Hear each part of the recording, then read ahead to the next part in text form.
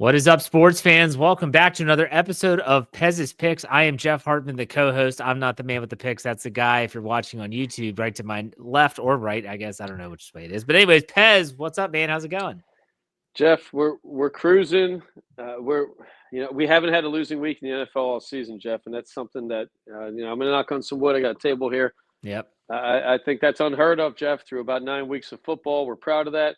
We've been hovering right below 500 for weeks now, Jeff, on college, but we're guaranteeing we get above 500 in college. We haven't had a below 500 season in any sport, and we stand by that. And we're not quitting, Jeff. We're going to keep fighting here. And I think college football is an animal that is tough to figure out right now, but we're going to keep pushing, Jeff. We're going to fight through this like Deadpool Wolverine.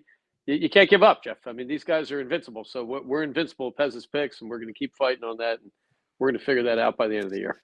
Well, I mean, when you look at it, just to update our season numbers per league in terms of football, 25, 15, and 1 in the National Football League. That's a really good mark. We're proud of that.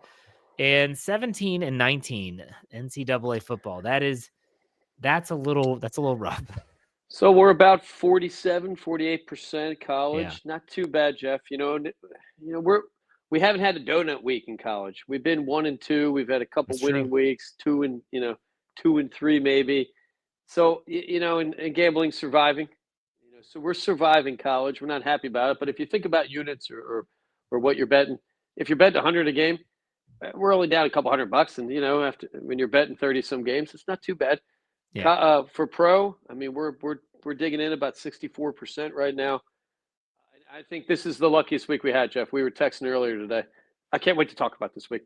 As a gambler, this is like the craziest week I've ever seen, Jeff. And at one point, I said to my wife, "Don't throw out that large paper bag." We almost had a paper bag this week, Jeff. At one point, we were looking at 0-4 in the fourth quarter.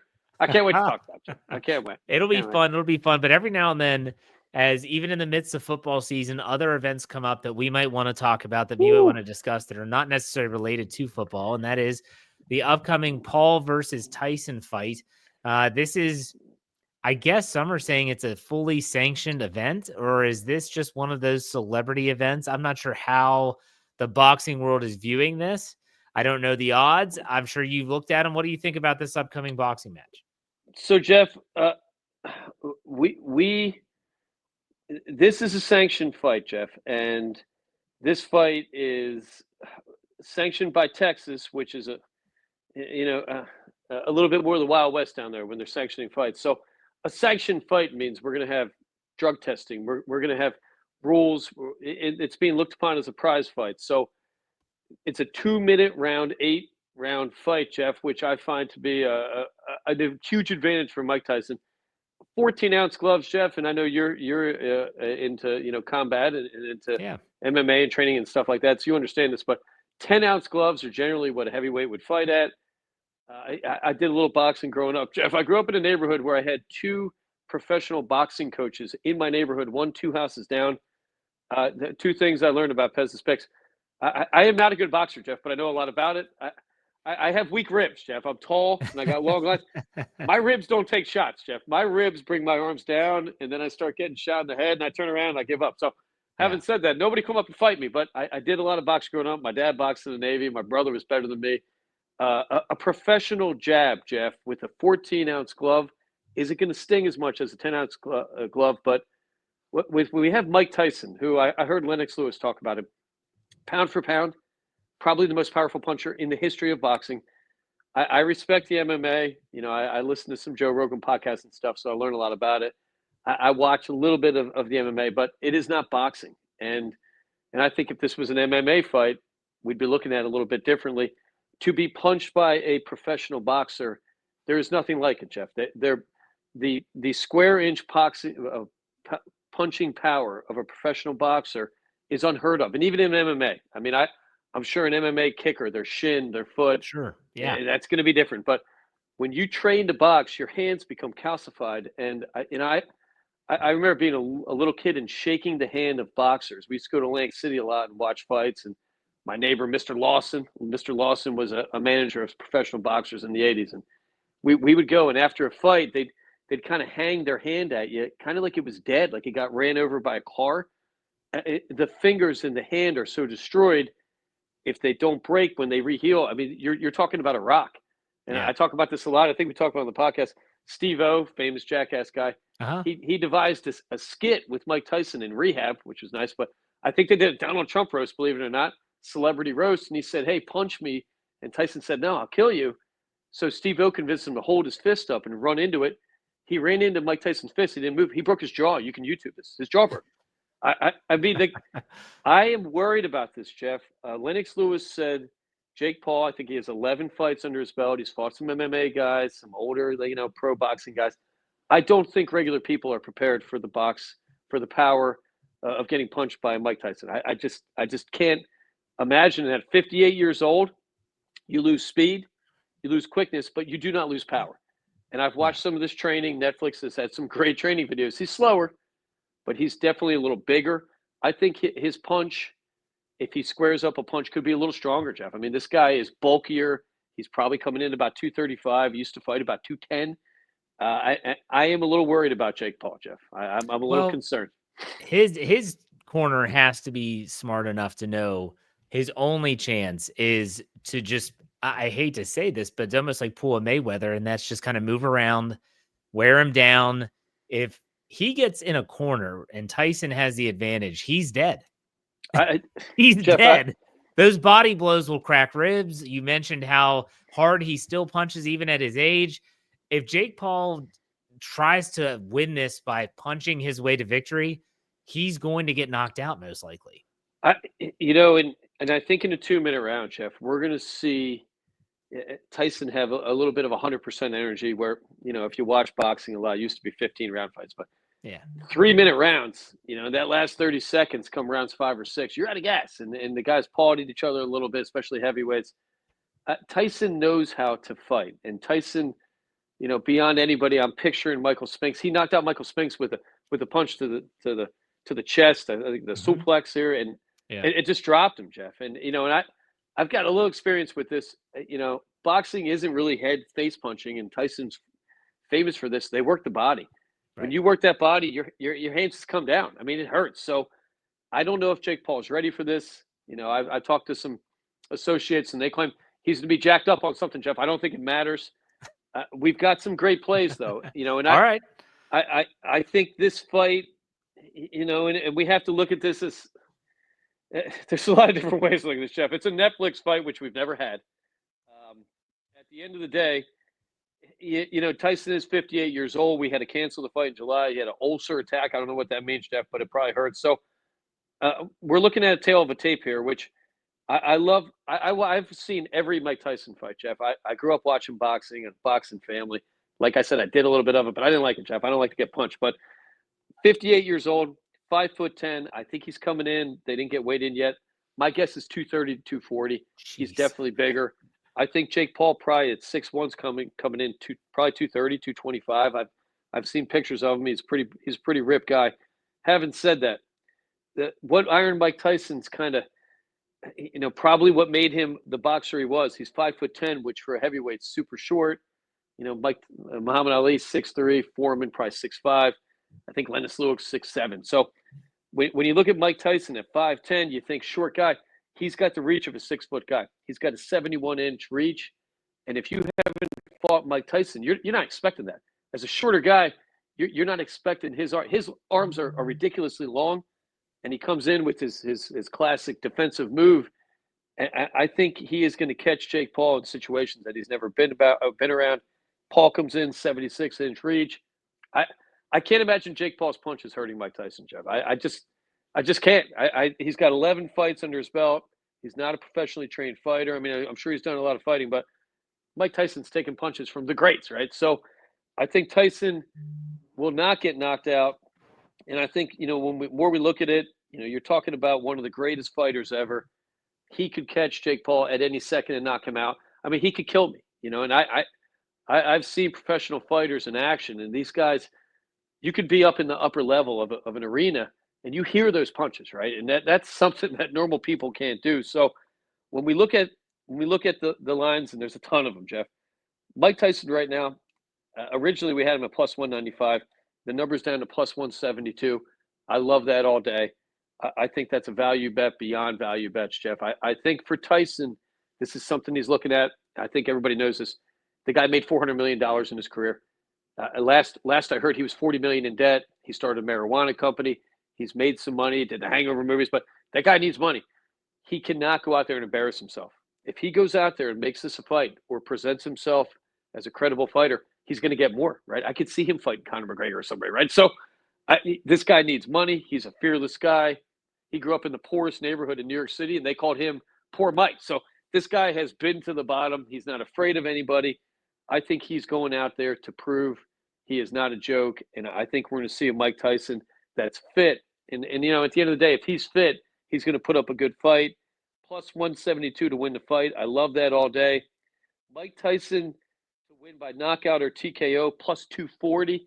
I love that too, Jeff. And a TKO would be a technical knockout, which I believe would be 3 knockdowns in 1 round. I think that's how Texas is sanctioning the fight. So if he gets knocked down 3 times in a round, Paul, which would be tough in 2 minutes, but possible, or a knockout, plus 240. And Jeff, a bet I love, and it's something that I think everybody should be betting on this. I think it's better than any of the other angles right now. A draw is plus 1,100 right now. So that's $100 to win 1,100. That's $10 to win $110. I think everybody should put $10 on a draw. The way I'm looking at this, at the worst, Tyson knows if he puts on a good show, and Paul does, and they go to a draw, they're getting another fight, right? And it's alleged they're both getting $20 to $40 million each for this.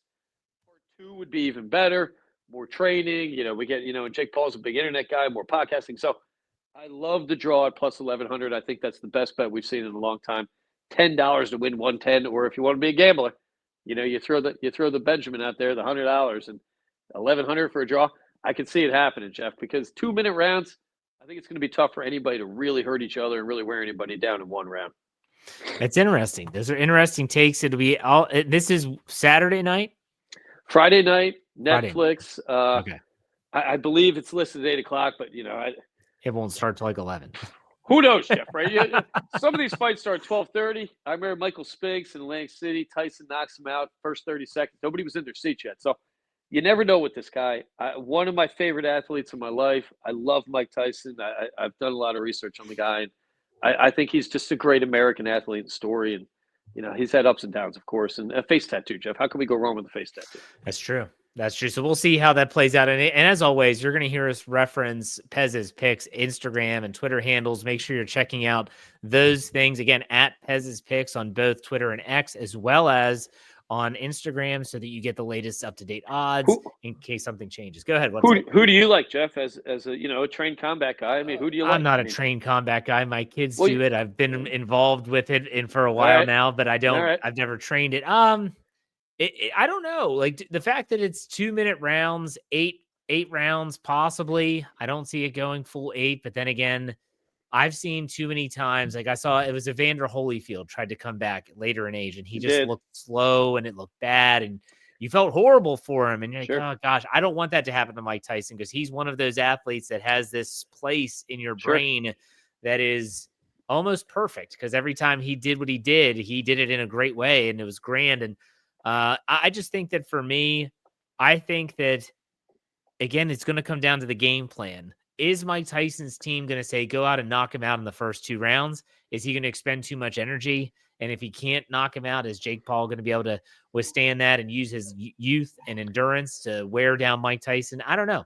The more I think about it, the more I think it could be a draw. So the plus 1,100 is a good bet. I love it, Jeff. I love it. I can't wait. If it's the biggest fight we've had, boxing's taking a fall. So, I mean, I love this. And, the way I judge a fighter on a comeback, brain injuries are common. Roy Jones Jr., Holyfield obviously have some brain degeneration. Mike Tyson doesn't really present that. And, that guy didn't take a lot of shots. No. Defensively, he's a tactician like a Floyd Mayweather. So I love this, Jeff.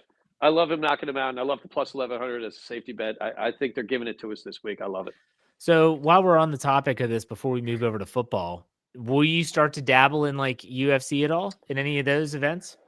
So we've talked about this a couple times in the past, Jeff. The reason I don't like MMA fighting, it is not regulated. There's no injury report. The drug testing is questionable. The fact there's no injury report startles me, Jeff. And I think for a time they sampled doing this, and they were presenting injury reports, and one of the top coaches got caught, lying about it and telling people on the side, guys going in, you can fight an MMA fight with a broken hand. You can't box with a broken hand. So I think that it is a more difficult thing to handicap.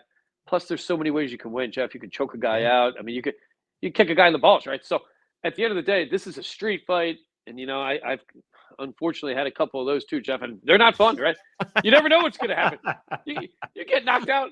I've been knocked out by my own friends punching other guys, Jeff. They go to punch them and they knock me out. So I think MMA is an extremely thing to bet on, Jeff. And if we have a huge fight, we'll look at it. But there's guys that are 50 years old that are just great grapplers, and you're taking into account wrestling, kickboxing, boxing, and that's a tough thing to handicap. So yeah, we are not going to delve too much into it.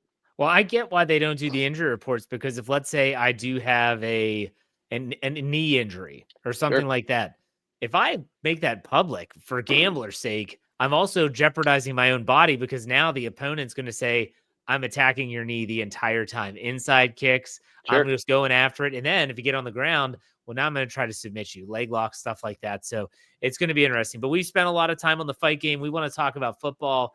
Let's talk about last week's NCAA picks. Again, we finished last week 1-2. It was a brutal week. We took Iowa State giving 3. They lose outright. We took Georgia giving 2.5. They lose outright against Ole Miss. Alabama, thank goodness for Alabama. They're the only team that won and covered, beating LSU. Any thoughts about those 3 games before we talk about picks this week? So the Iowa State, Jeff, we'll look back and say a mistake pick, maybe not the right pick. And, that team, we thought were better than they were. I still think the Georgia pick was the right pick. And I can't explain that team, Jeff. And I feel like they might have been looking by that game, and I think that this is kind of hard to explain, but that team was looking to be number 1 in the country. So for them to lose a game, kind of set them back, put them on their heels. We're talking about them again this week, Jeff. I'm not giving up on Georgia. I still think they're the most talented team in the country. Their quarterback has had turnover problems. I mean, I think the guys put up 3, 2, and 1 interceptions. And I expect Georgia to figure that out. Alabama, that's one of our proudest bets, Jeff, to go down to LSU and win that game at night. I mean, that tells me a lot about Alabama and Coach DeBoer. I think that team is humming right now, and I think they are a tough team to beat. Situationally, we could run into teams that can match up with them. But I think Alabama and Georgia are still top 3 teams, Jeff. And we stand by that. And that's why it's going to bring us into this week's picks with Georgia. I like them again, Jeff. All right, so let's talk about this week's picks. What do you have? How many plays do you have total with NCAA as we sit here right now? So we've got 3 plays. The first one, Jeff, and this is getting tough this time of year. I think at the end of the year, Jeff, there are teams that have put so much into the season that, and we talk about it in Arkansas, Jeff. I love the team. I think they have, if you're not counting one of the big dogs, Arkansas has to have one of, the toughest schedules in the history of college football, right? So we look at Arkansas. They had a couple. They played Oklahoma State, 16th in the country. Texas A&M, 24th in the country. Tennessee, 4th in the country. LSU, 8th in the country. Ole Miss, 19th in the country, followed by Texas, number 3 in the country. So, they still got Missouri to play. They are 5-4, which tells me they're playing in any other conference. They might be undefeated, Jeff. So, SEC football is different. It's a different pace. Having said that, I think it's caught up to them. Quarterback and running back are both injured. They're coming off a bye week, which I think is going to help them. We don't get accurate injury reports in college football either, Jeff. So that makes it a little bit tougher. The coach is suggesting both have healed. I think both are not going to be 100%. And I think Texas, when we look at the data, I don't think Arkansas is going to have the juice to stop the Texas offense.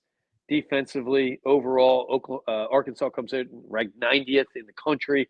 They've taken a beating, Jeff. And, I love this team, and I know they're at home. This was a tough game. This is a tough card this week, and it gets tougher because lines get tighter. I think at the end of the day, Texas, they need this win. You got to stay in the top. You're hoping to get a bye in this college, top 12 thing. So I think Texas, lock them up 100%. -13, this line's come down a little bit. I think it opened at 16. So we love minus 13 Texas all day. I love it, Jeff. I love this going away. Big spread. That's a big spread. We'll see if they That's a big one. cover. What's your next play, Pez? So next up, we have 2 night games, Jeff. We already started talking about them. So we'll start with Tennessee, Georgia. I mean, it's probably the game of the week. I mean, 2 big dog teams, Jeff, and we like taking these big games because you know what? I'll probably be out Saturday night, Jeff. I think I'm going to be in Philly again all weekend. We're gonna welcome in the Eagles celebration after Thursday, which we'll get to in a couple of minutes. We'll talk about, but I love Georgia in this situation, Jeff. I talked about it. I have another colleague of mine, 1994, Jeff. He was the leading tight end for Kane University, which is a D3 powerhouse. They stink, Jeff. But anyway, this guy knows football. He's a football official now. He said to me, who in their right mind would bet against Georgia, right? I mean, they had 1 bad week. They've had 2 bad games. I think they figure it out. I think the coach and the players, Carson Beck, I mean, the guys had a rough season, but when you throw in Eddie in their running back, Tennessee's a little bit of a quirky team. They play a hurry-up offense. I like their coach. But at the end of the day, Georgia, and this line's gone down. It opened at 16. We're now laying 10.5. I'm hoping that goes back and forth today, 10 to 10.5. I'm hoping we can lock in at 10. If we get it at 9.5, Jeff, I love it all day. Georgia is in a must-win situation. They lose this game, they're out. They're out of the top 12.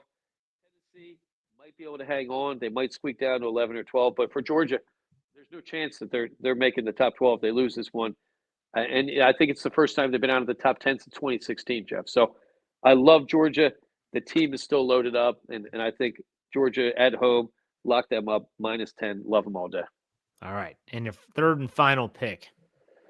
Jeff, this is we had to dig deep on this one. I looked at this card, Jeff, and I needed some help. I had to go to some colleagues. I believe it or not, Jeff, in the Peasants Pick family, we have a connection in Texas, Jeff.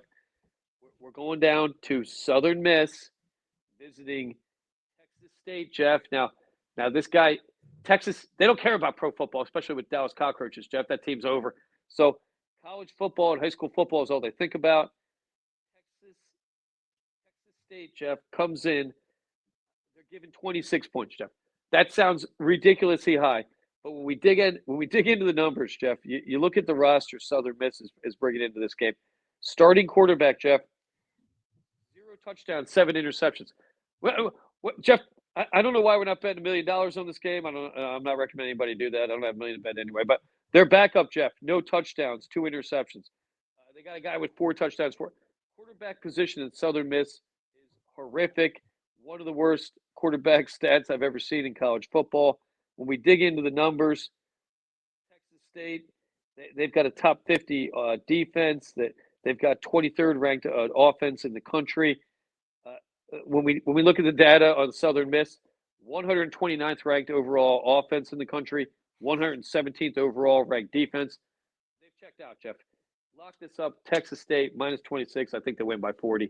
Love this game, and I want to thank. I don't know if he wants to give his name, Jeff. We'll call him Ranger Rick. Ranger Rick down there in Texas, Jeff. Texas State. Love this guy. All right, so Texas State. There you go. So there are your 3 plays. We've got the Texas Longhorns minus 13 against Arkansas, taking Texas. Georgia, Tennessee minus 10.5. We're going with Georgia minus 10.5, and then Texas State minus 26 over Southern Miss. Let's hope that this is a week that we could have a 3-0 and get above the Mendoza line of 500 for the NCAA. We'll see. But we want to talk. We want to talk about NFL because that's our bread and butter. It always has been here at Pez's Picks. And last week was a doozy.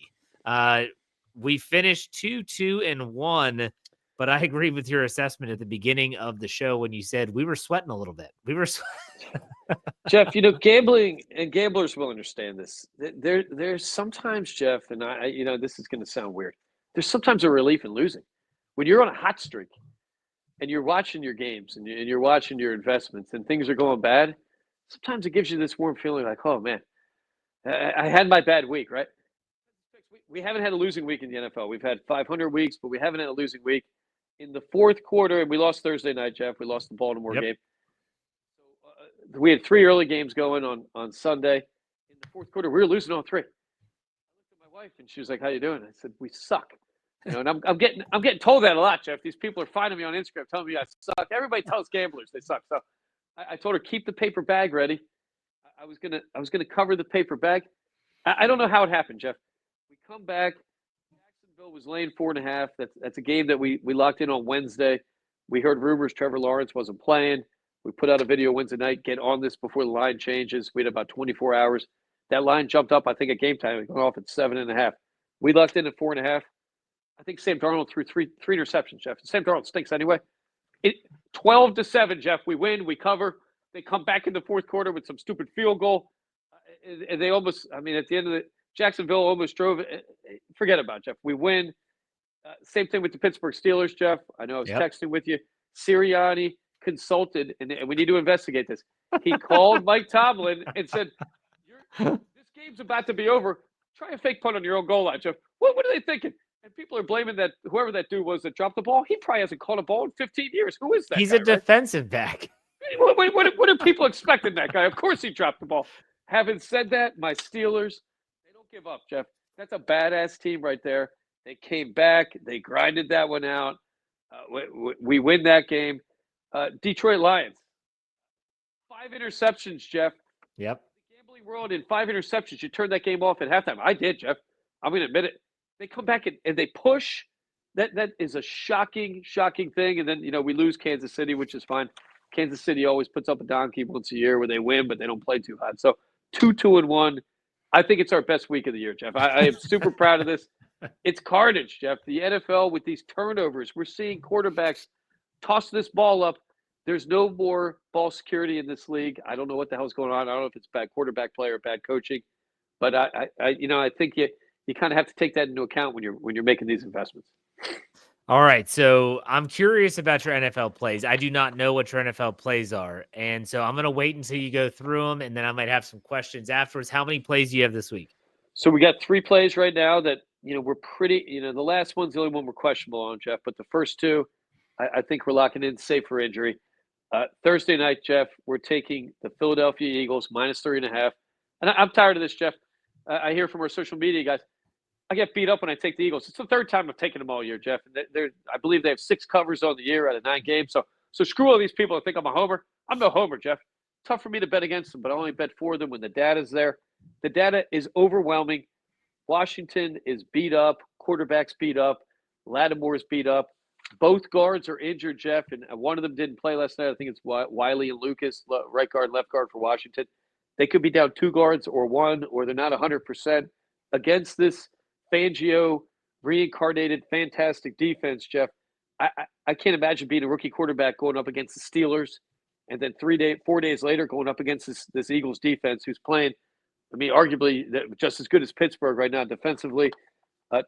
Jalen Hurts, 5-2 in career against Washington, 12 TDs to 3 picks, maybe his best team he throws against. 6 TDs, no picks in his last 2 games. In his last 2 games, he's thrown for 319 yards in each game. I love this play. I think the line is undervalued. It opened at 7. I don't know what, Jeff. I guess because Washington's been good. Having said that, Jeff, I don't think Washington's body of work matches their record. I think they've gotten away with some things and played some teams that maybe are a little bit down at times. So I think the world comes back together. Philadelphia Eagles, lock them up. They're on a 5-0 run, -3.5. I love it all day. If it drops to 3, Jeff, put the house on that game. Love the Birds this week. The hook scares me here. I think Washington is a better team than most people are giving them credit for. They're going to probably they might get Lattimore back, who I think was close in the trade. And I think, they might have said, look, we don't need you against an AFC opponent. We need you for the NFC East match on Thursday. He might be in the lineup. That would help their defense greatly. And then you also look at their running back situation where he also was close to coming back, and they might have said the same thing. So I'm still not sold on Philadelphia. I think they're too streaky. Like I watched the game against 5-0, the Cowboys. Jeff. 5 win games. 5-0 here. 5 straight. I know. So. When you watch them play, and you cannot say you disagree with me. You're a Birds fan. You watch them play, and for like half of the game, it looks like they've never played football together in their lives. And then all of a sudden, they figure it out. It'll be curious to see how they do in a really tough divisional game. Luckily, they're at home. I think this is a good play. I love it, Jeff. And our DeJean and I can't think of his name right now, but our 2 quarterbacks we drafted are playing unbelievably. Quinyon Mitchell. when you look at Mitchell, Jeff, and I've got these numbers here. What he's done against some of the best wide receivers in the league, and this goes out to our surfing gambling expert. We'll call him Nathaniel, Jeff. This guy, big Eagles guy. He's the only Eagles surfer I know, and that's great, Jeff. We need those guys. Watson, 1 catch, 6 yards. Drake London, 1 catch, 5 yards. Rashid Shaheed, no catches. Mike Evans, 2 catches, 19 yards. Amari Cooper, 1 catch, 10 yards. Neighbors, 1 catch, 9 yards. Jamar Chase, 2 catches, 16 yards. This guy's fantastic. Quinion Mitchell, Jeff, and DeJean's a ball hawk. I love everything about this game. I think Birds at home. And Jeff, there is a ton of data. When you play the Pittsburgh Steelers or the Baltimore Ravens, you take it. Yeah. You go down the next week. You get your ass It's kicked. tough. It's tough. Yeah, for sure. All right, what's your next play? This is going to shock you, Jeff, but Colts at Jets. We're taking the Jets laying 4, Jeff. And the Jets have a fantastic defense, second against the pass. They're 7th ranked overall defense in the league. When you look at the Colts, Jeff, they're the 29th defense in the league, 30th against the run. Jets at home. I mean, this is beyond a must-win situation. When we look at the data and you really punch the numbers, Rodgers only 1-3 career against the Colts. I think it's a little misleading when you dig deep. He's got 10 TDs and 3 picks. He's throwing for 257 a game average. I think the Jets, this is a must-win situation at home. The Colts they're in shambles, Jeff. And, who's playing quarterback? I don't think it matters. Flacco, Richardson, whatever. Richardson's the guy for the rest of the year, barring him getting hurt. They made that change on Wednesday. They say that, Jeff, right? They say that, but that Flacco guy, he looks pretty good over there. So I love the Jets. That poor guy, he can't be confident. The Jets defense is super underrated. They've been against the gun. I think the Jets think they can still make the playoffs. They're going to have to come close to winning out. And I think it's possible. They have one of the softest schedules left, if not the softest. Must-win game. And Aaron Rodgers, say what you want about him. The guy still can sling that ball. I think he's thinking legacy here. He doesn't want to go out like this. So we love the Jets at -4. Okay. I can't disagree with that, especially with Richardson. He's been super inconsistent. So we'll see how that goes. And it's at home for the Jets. All right, what's your third play? Bengals at Chargers. We're taking the Bengals, getting a 1.5, Jeff. And another guy I don't love, Joe Burrow. Having said that, third-ranked passing game in the league. We're going up against the Chargers game, 10th against the pass. I think that's inflated, Jeff. When we look at the Chargers numbers, and we identified this with the Broncos a little bit too. These are the wins for the LA Chargers: Raiders, Panthers, Browns, Saints, Browns, Titans. Combined record 13-40. Jeff, the teams they have beaten have a 24% winning percentage. That tells me this is a schedule situationally inflated team. I don't think the Chargers are very good. I think that the Bengals are a much better talented team. The data shows that at almost every position. Quarterback, Hebert's been good this season, Jeff, but I think he's due for picks. I think he's got 11 TDs to 1 pick. I think we're looking at a Bengals blowout win. And, this is a night game, Jeff. Everybody shows up. Jamar Chase, the Bengals, they're kind of remind me of the Cowboys, Jeff. When the bright lights are on, these guys play harder. And Joe Burrow with his tinted hair, this guy wants to be on camera. And they're trying to save their season as well. Yeah. When you have a team that's played poor opponents, and people are starting to talk about the Chargers being good, I think reality sets in. Bengals are a better team at every position, and I think Joe Burrow has something to prove with Jamar Chase. I love this game. Getting a 1.5, I love them all night. There is a lot on the line for both of these teams. The Chargers trying to keep pace with the AFC West in case the Chiefs stumble. They're trying to also jockey for position in the AFC standings. The Bengals, if you lose a 7th game and you go to 4-7, in the AFC, you're pretty much, hey, you got to win out or you're out. And so that's going to be tough. And they still have to play the Steelers twice. They still have more divisional games coming up. So I like this play. Now, you said there was a lean. Is there a lean this week or no? All right, Jeff, this is going to be tough because I know, I see the towel behind you there. The Steelers are getting 3 points at home. How are you going to say the lean is Baltimore? Please don't say that. Jeff, I made a rule about 15 years ago. The Baltimore-Pittsburgh game. It is a war. It is beyond a physical game. There is no game in the NFL that is like this game. They hit beyond playoff hitting, right? So, when we look at Baltimore, they have the worst pass defense in the league right now, which is shocking, right? But I think their offense is probably better than they've ever been with Lamar.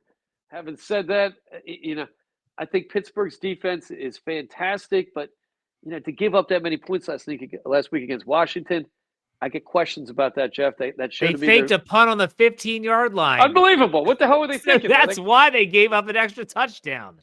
I don't. We don't have a database decision on this game, Jeff. Having said that, my lean is Pittsburgh. My lean is take the Steelers at home getting points. I think you blindly take the Steelers when they're getting points at home, even against Lamar and Travis. And I think Russell might have something to prove in this game as well, trying to put a stamp on him owning this position. Yeah. We're gonna punch the numbers, and there's injuries and stuff going on as well. Can Pittsburgh move the ball? I think that's no question. Can Lamar and Travis do what they've been doing to the league? Maybe a little question mark there. So we have a lead on Pittsburgh. We might put an official play out on that, but we're going to still punch some more numbers. Yeah, it's tough. That line started at 3.5. And I said, wait a second. And you said this on this show a million times. There are some times where lines come out and you're thinking, that just doesn't look right. The Steelers are 7-2 atop the AFC North at home, and you're giving 3.5 points. It's shifted to 3 now, but you're giving 3 points to the home team. It doesn't make sense, Pez, at all. I think there's no argument that defensively Pittsburgh is better. Yes. And you could probably make a strong argument that Baltimore's offense is better. So, a little bit of a different situation than we're usually in. And, absolutely. And, is Baltimore's defense that bad? I think we're going to find out this week. Yeah. I mean, they are the number one they're the number one rush defense in the NFL. But statistically, from a points per game, passing yards per game, and overall yards per game, they are in the bottom third or bottom quarter of the league. And so it's really weird. It's not your typical Ravens Steelers matchup that we're going to see on Sunday. If you can find a prop play for the Pittsburgh Steelers to have some sort of, kind of flea flicker play, lock that up, Jeff. I think Pittsburgh is going to catch Baltimore over aggressively. We're looking at a big trick play from Pittsburgh this week. I think a big splash trick play, some sort of, quarterback option or something, Jeff. And I see that coming. I think Baltimore knows they're going to have to try to pressure Russell, and it's going to leave these guys open on the outside. I hope they get it done on a Pittsburgh guy, Jeff. I love that team. All right, we'll see. Pez, what's your final thoughts on the week that's coming up? Huge weekend, Jeff. Get on the Netflix. Let's cheer for Iron Mike Tyson. There's an American guy that, there's an American story beyond American stories, Jeff. I love him. He's not a perfect guy, and that's why I love him. I love Mike Tyson. I love him all night. I hope he knocks that clown out, Jeff. Who the hell is this Paul kid? Get the hell out of here. All right, make sure you check out Pez on all his handles at Pez's Picks on Twitter and X, and also on Instagram. But Pez, as always, man, thanks for your time, and we'll talk next week. Enjoy the games. Let's go.